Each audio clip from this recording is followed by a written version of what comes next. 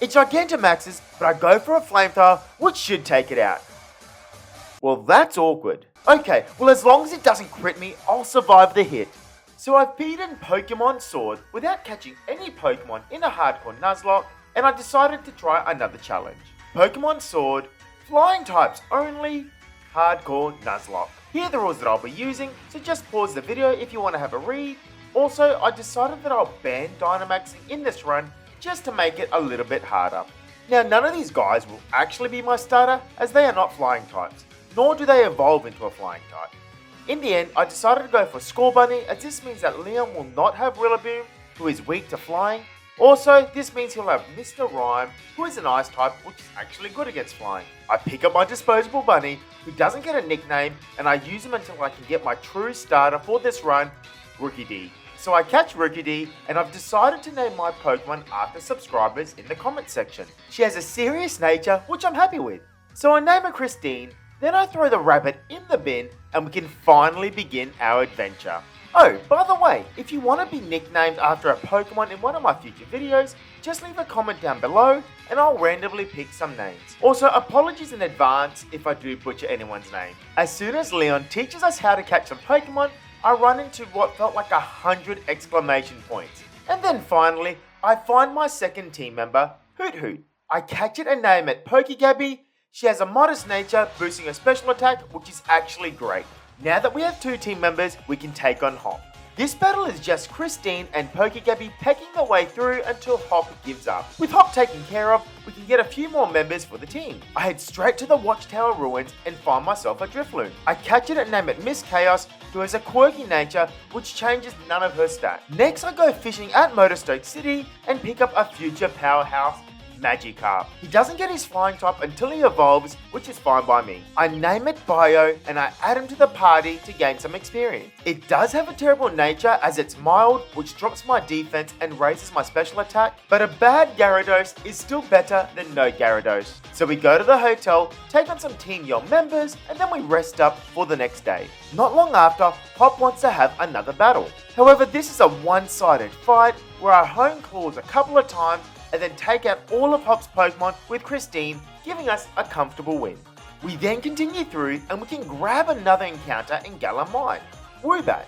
I catch it and name it Griffin, who has a careful nature, dropping its special attack. Also, in the middle of all of this, Christine decided to evolve. We continue to make our way through the mine and we finally get to take on Bede. Miss Chaos shows no mercy and hexes her way through Bede's Pokemon, giving us another dominant victory. So I head back to the wild area, take on some dens to get some experience candy before the big fight against Milo. In the middle of all of it, we come across a Charmander den. Although I can't use it until it's a Charizard, it's definitely staying straight in the party to earn some EXP. Once I catch it, I name it PJ Ryan. It has a mild nature, dropping its defense and raising its special attack, which I'm happy with. I then feed some candies to my Pokemon, and Pokegabby evolves into a Noctowl, who by the way is 5'3". That is literally only 4 inches shorter than a Charizard. I waste no time and I put my giant owl straight into work against Milo. So with a few air slashes and protects, I'm able to take out both of Milo's Pokemon with ease and get our first gym badge. It doesn't take long before Hop comes again and wants to verse me in a battle. As usual, he's beaten with no threat, and at this point I wonder why he even wants to battle me. After that battle, Bio evolves and we can finally use a Gyarados. With nothing much else to do, we head to the next gym leader, Nessa. I lead with Bio and he crunches his way past Goldeen. Next is Aracuda, who Bio just as easily takes out with a couple of crunches. She now brings in Dreadnought, but this thing has no rock type moves. So I stall out its Dynamax form with a couple of protects and take some damage. Once this thing is back to a normal turtle, Bio can take it out with a couple more waterfalls, giving us our second gym badge. Also, Nessa, you need to chill out. We head straight to Galar Mine 2 and Bede is waiting for us. Although he probably wished he just ran off ahead, as it was feeding time for Bio and he was hungry. Bio just crunched his way through Bede's Pokemon, who apparently was going easy on me. While in the mines, I catch myself a Noibat, who I named Rihann. It has a rash nature, raising a special attack, which is fantastic, but it doesn't evolve until level 48, so it's pretty useless until then. Also, Griffin decided that it loves me enough to evolve into a Swoobat. I head back to my hotel, hoping to get some rest, and Marnie wants a battle. Pokegabby easily takes out the Croagunk, But in comes Morpeko, who my whole team is weak against. It outspeeds and goes for Bite, which flinches me. I then get hit with another Bite, and I'm able to hit it with Swift, bringing it below half health. I've taken too much damage and I need to switch out. I bring in Bio, who can get an Intimidate off, lowering its attack and taking the Bite well. Because Bio has such a high special defense stat, I'm able to take a Thundershock pretty well and finish off Morpeko with a Waterfall. Her last Pokemon is Scrafty, and Bio takes it out with a couple more Waterfalls, getting us our first win over Marnie. We get some rest, and our next fight is against Kabu, the Fire-type gym leader. I lead with Pokegabby, fully expecting to get burnt with a Will-O-Wisp. However, for some reason, Ninetales goes for a quick attack instead, and I hit it back with an Air Slash. On the next turn, it does go for Will-O-Wisp, which lands and burns me. I then respond with another Air Slash, bringing Ninetales into the yellow.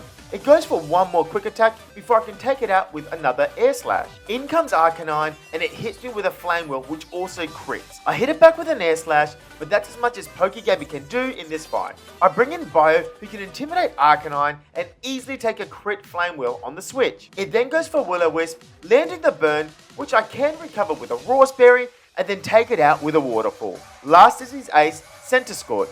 It Gigantamaxes, but it can't do much to Bio, and I'm able to finish the fight with 2 more Waterfalls, giving us our first 3 badges. I head into the wild area and I find a den with a Togetic, so I capture it and name it Griffin. I then realise that I already had a Pokemon named Griffin, so I replace Griffin with Griffin. I know it's confusing, but you get what I did. It has a gentle nature, which boosts my special defense and drops my physical defense. Then not long after, Miss Chaos evolves into a Drifblim, which is fantastic. Now we can make our way to Hammerlock. Here we can catch another member for the team, Halucha. I name it Vincent, and it has a timid nature, which is bittersweet. It does raise its speed, but drops its attack. Regardless, a Pokemon that is neutral to rock types is definitely needed, and I put him in the team. I then fight my favourite trainer, Artist Duncan, who surprisingly is pretty chilled once you beat him. Once again, we take on Hop, and even with his new Pokemon, it's nothing that Bio can't handle. With that, we plow through Hop's Pokemon with ease. I then do some final grinding, get everyone up to the level cap, and this happens. That's right, PJ Rihann evolves into a Charizard. So what do? I waste no time and throw PJ Rihann right into the action against Bayer, the fighting type leader. I woke up 5 times while protecting and getting leftovers recovery against Hitmontop. From here, PJ Rihann decides to have a barbecue and Bayer's Pokemon are on the menu. One by one, they fall and then my champ comes out. It Gigantamaxes, but I go for a Flamethrower, which should take it out. Well, that's awkward. Okay, well as long as it doesn't crit me, I'll survive the hit. I barely survive, but I'm able to finish off my champ with another Flamethrower, getting our 4th gym badge. We go outside and for some reason Bede is smashing a mountain with a Pokemon. So naturally, I come in to stop him. I then bring in Miss Chaos and Bio and they play tag team with each other and take out all of Bede's Pokemon. After the fight, Christine evolves into a Corviknight, who apparently is 7'3". Imagine coming across a giant bird bigger than Shaq. Yeah, that's scary. Next up on the chopping block is Opal. This gym is by far the easiest one, especially now that Christine is evolved. First of all, Weezing can't touch Christine, allowing me to set up with Home Claws. Then add the fact that I know all the answers to Opal's questions, giving me all those additional stat boosts. Honestly, any steel type with a setup move can easily deal with Opal. We get our 5th badge and then we go back to Hammerlock with Opal. She then drags Bede with her into a creepy forest, although I can confirm that Bede did give consent. As we make our way to the next gym, Hop stops us and wants to battle. Bio Dragon dances a couple of times and then he takes out Trevenant with a crunch. Bolthound comes in, but I outspeed because of the dancing and I take it out with a Waterfall. Next up is Snorlax, who comes in and survives a Waterfall from Bio, but he flinches. Hop recovers him, but I'm able to eventually take him out with a couple more Waterfalls. Rillaboom is next, but a couple of crunches from Bio gets the job done. As we make our way through Route 8, we finally find a Shiny Stone. With this, we can finally evolve Griffin into a Togekiss and let him join into the action. For now though, he has to sit back and let Vincent take care of Gordy. Gordy leads with Barbacle, and not wanting to deal with a Shell Smash sweep, I use a Grass Knot straight away to take it out.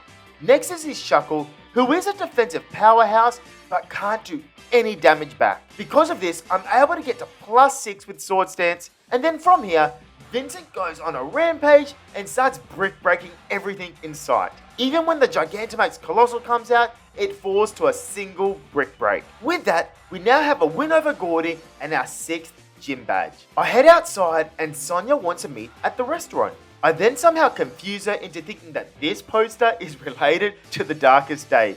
Come on Sonia, you're better than that. Hop for some reason still wants to battle me and doesn't know when to quit. As expected, his Pokemon are dealt with ease and we can continue on. We also smack some Team Yell grunts along the way and are rewarded with a bike that can ride on water.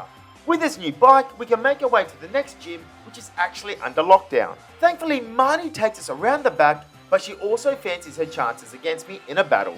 However, unfortunately for her, Griffin and Christine make light work of her Pokemon and we head through the secret entrance at the back. We make our way down a dodgy alleyway and find Piers, the dark type gym user. I lead with Griffin and he's easily able to take care of Scrafty. Next up is Malmar, who falls to a couple of draining kisses from Griffin. His ace Obstagoon comes in, but he also suffers the same fate. I then bring in Christine to deal with Skuntank and make sure I have over 25% health because of the Aftermath ability. We beat Piers and get our 7th gym badge. While the city is being overrun with Dynamax Pokemon, I've been told to keep my eye on the prize, so I head straight to Rihann, the last gym leader. Out of all the battles so far, this was the one that I was worried about the most. Rihann leads with Flygon and Gigalith, and I have Griffin and Vincent out. Vincent goes for a Sword Stance, then Flygon goes for a Breaking Swipe, which only hints Vincent as Griffin is a Fairy type. Griffin then yaws at Flygon, and Gigalith sets up with Stealth Rock. Vincent then uses Encore on the Gigalith, and now it's locked into Stealth Rock. Flygon then hits Griffin with a Thunder Punch, which he heals back up with a Draining Kiss. Vincent then goes for another Sword Stance, and Griffin takes out the Flygon with a second Draining Kiss. All while Gigalith is still encored into Stealth Rocks. Then out comes Sandaconda. Vincent then goes for his 3rd Sword Stance, and I have Griffin use Safeguard as I know Sandaconda will go for Glare. Then Vincent takes out Gigalith with a Brick Break. Griffin uses a Draining Kiss on Sandaconda, and Vincent gets hit with a Fire Fang, which can't burn him due to the Safeguard. Duraludon then comes out, but Vincent easily outspeeds, and a single Expert Belt Brick Break gets the KO in one hit, giving us our last gym badge. With all 8 badges under our belt, we can finally go to the championship matches. My first opponent in the championship match is Marnie. Also warning, if you're a fan of her, I recommend you turn off the video. Vincent takes out Liepard with a single Drain Punch. Morpeko comes out and it also falls to a single Drain Punch. Toxicroak then does come in, so I switch in Christine into a Venoshock, which does nothing. Christine is then swaggered, but she pulls through and takes it out with a Drill Peck. Scrafty comes out holding his pants up, but Christine is having none of that and takes it out with another Drill Peck. Her ace Gribbsnarl then comes out and Gigantamaxes, but because of the attack boost from Swagger, a single Steel Wing takes it out. That is our final battle with Marnie, done and dusted. Hop is up next, and it doesn't get any better for him. I lock Double into Cotton Guard, which allows me to get to +6 attack with Sword Stance. Double then falls to a crit Drain Punch, which I'm not even sure if it mattered. Next to get KO'd is Pincurchin, followed by Hop's Corviknight. Snorlax does come out, but he has no chance either. Last is his Dynamax Rillaboom, and it actually survives. However, a second Drain Punch gets the win over Hop for the last time. After playing Where's Wally with the tournament staff, we make our way through to the top of Rose Tower after ploughing through the security guards. So with a few battles, we're finally at the top and can face Olena, who by the looks of it, should really be taking some stress leave. I lead with Bio and make sure he has a Rawsberry, as Frostlass usually goes for Will-O-Wisp. However, she goes for a Hex, which is unexpected, but I do get off a Dragon Dance. I then go for another Dragon Dance, and she goes for an Icy Wind, which drops my speed. I eventually get to +4 in attack and speed, but she did not once go for the Will-O-Wisp, which is strange. Also, I wasted an item slot holding a Rawsberry. Anyway, I take out the Frostlass with a Crunch. Salazzle comes in next, and I destroy it with a Waterfall. Then Serena is next, and a single crit Crunch gets the job done. Melodic then comes in, but it takes 2 crunches to get the KO. Finally, her ace Garbodor comes out, and this literally Gigantamaxes into a pile of trash. I go for the Protect to waste a Gigantamax turn, but now Bio is poisoned and must come out. I switch in Christine and she takes a max rocks fall very well. I then protect one more time and Gardevoir is back to normal.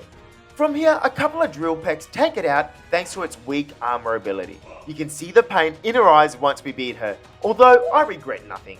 The next day is upon us, but before we can start with the challenge, Bede wants another fight. I lead with Christine and I'm able to hone claws to the max, while protecting every second turn to get some leftovers recovery. Mole then gets hit in the face with a steel wing and goes down to a single hit. Gardevoir comes out and goes for Wish. Unfortunately for her, there was no Wish that could have saved her from a steel wing in the face. Next is Rapidash, and he can only tickle Christine with a Psycho Cut. Christine then responds with a steel wing, getting the KO. Bede's last Pokemon is Hatterene, who does Gigantamax but still goes down with a single strike. And with that, we have dealt with Bede for the last time. Our first official battle is against Nessa. She leads with Golisopod and I have Vincent out. I go for Sword Stance and Golisopod likes that idea and goes for the same thing. I then go for Encore, locking him into Sword Stance, allowing me to get to +6. By now you can see, Encore with setup moves is just broken in Pokemon games. Vincent then hits Golisopod with an Acrobatics and gets the kill. Pelipper comes in with Drizzle, making it rain. This now means I'm not faster than any Pokemon that had the Swift Swim ability. However, I'm easily able to take out Pelipper with Acrobatics. In comes Aracuda, who definitely will outspeed me. I get hit with Liquidation and I was very dead to crit here. However, I survive and I take it out. Next up is her Seeking. However, Seeking rows the fight and goes for Aqua Ring, giving me a free turn to take it out. Her final Pokemon is Dreadnought, who can Gigantamax. However, even when Gigantamax, it crumbles to a single strike from Vincent. On a side note, Nessa still needs to chill out when she loses. Our next opponent is Bayer. She leads with Hawlucha, and I have Bio at the front getting a free attack drop with Intimidate. Hawlucha then uses Bounce and jumps in the air. This allows Bio to go for a Dragon Dance. I then use Protect and protect myself from the incoming bounce from Hawlucha. I then go for another Dragon Dance and Hawlucha responds with a Flying Press, which barely does any damage, especially after the leftovers recovery. From here, I'm able to get a few more Dragon Dances off and I let Bio off his leash and he goes on a waterfall rampage. First he takes out Hawlucha, next to feint then is Fowlinks, Surfetch comes in next, but he also falls. Rapalock comes in looking pretty mad, but he has no chance against Bio. Her final Pokemon is the Gigantamax, my champ, and as big and as scary as it looks, Bio gets the KO, giving us another victory. Our last hurdle before we can go to the finals against Leon is Rihann. Rihann leads with his Torkoal, who has Drought, weakening my water attacks. Bio eventually takes out Torkoal by brute force with waterfalls. Next is Goodra, and I know this thing has Thunder, which will easily kill Bio. However, Goodra goes for the Thunder and misses. I then yawn at the Goodra so I can get it to sleep at the end of the next turn. Goodra goes for Rain Dance, and now all her Thunders will have 100% accuracy. I do good damage with Draining Kiss, but Goodra hits hard with a Thunder before going to sleep. I then kiss her a couple more times and get the KO while recovering my health. Next in is Tortonata. I go for an Aura Sphere and he sets up the sun with Sunny Day. I then go for another Aura Sphere, almost taking it out, and he goes for a Shell Trap, which will fail. I then switch in Vincent as I'm expecting another Shell Trap, which is what happens. This allows me to set up to +6 with Sword Stance and get a KO with a single Drain Punch. Flygon then comes in and I change it up and I go for an Acrobatics, still taking it out in one hit. His final Pokemon is Duraludon, and just like our last battle, he Gigantamaxes. But unfortunately for him, he's still forced to a single Drain Punch from Vincent. And with that, Rihann has been beaten. Now that we've taken out all the competition, we finally earned the chance to fight Leon. Who am I kidding? Everyone knows what happens next. President Rose comes in and ruins the party. From here, we grab a rusted sword and head straight back to Hammerlock. However, before I headed back to Hammerlock, I was doing some raid dens to earn some EXP candies. In the middle of all of this, I lost Miss Chaos to a Snorlax in a raid den. I don't have the footage for it, but I still need to box her. Because she's gone, I have to find a new team member and I replace her with Liha the Noivern. Okay, back to the game. Elena begs us to save President Rose and we go in. Rose is there and the battle begins. Unfortunately for President Rose, I have a Charizard and we haven't had a barbecue for a while. I woke up once to raise my special attack and then from here PJ Ryan goes out of control and starts flamethrowing everything inside. One thing I did not realise is that Klinklang is actually faster than PJ Ryan, so a crit would have put an end to the barbecue early. Thankfully, he doesn't get the crit. We get to his last Pokemon, Copperaja. So I decide to bring in Bio, who gets the Intimidate off, lowering the attack. From there, I take a Max Mindstorm, but it doesn't do too much damage. I then go for Protect to stall out another turn in Dynamax. Because I've still got a good amount of health, I decide to go for a Waterfall, which actually does some decent damage. He does hit back with a Max Mind Strike, bringing me into the red.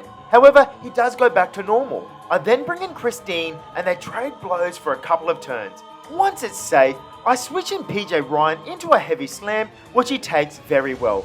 From here though, I'm able to finish up the fight with a Flamethrower. Even President Rose could do nothing but applaud me for the fight. Now that we have saved Galar, it is time to take on the champion. I make my way into the stadium, lock eyes with Leon, and we begin the fight. He leads with the Aegislash, and I have Bio who intimidates it. I go for a Dragon Dance, raising my attack and speed, while Aegislash goes for a King Shield, giving me a free turn. I then Protect as I know it will definitely attack now. As expected, he does attack and goes for Shadow Ball, which I am protected from. Aegislash goes for another King Shield, which is good for me as it's a free turn again. I then Dragon Dance again, raising my attack and speed another level. I then continue to Dragon Dance until I can get to +4 in both attack and speed. However, I need to time it right, as if I attack it during a King Shield turn, my attack will drop one stage. At this point, Aegislash is just going for Shadow Balls, doing some serious damage to Bio. I then go for a Crunch, and thankfully it was not on a King Shield turn, and I take it out. Next in is Dragopold. This guy is normally rapid, but the amount of dancing Bio has done allows him to easily outspeed and one-shot it with a Crunch. Mr. Rhyme then comes in, but he also has no hope in surviving a Crunch from Bio, going down in a single hit. Now Haxorus comes out, and this guy usually is scary, but he suffers the same fate as Leon's other Pokemon and is crunched to its death. Inteleon comes in, who knows himself at this point he's just going to be food for Bio. Bio crunches Inteleon, taking it out and forcing Leon to bring out his last Pokemon, Charizard. Charizard does Gigantamax, but he can't avoid the inevitable, and Bio uses Waterfall, taking it out and giving us the win. Thank you all for watching, and I'll see you all next time.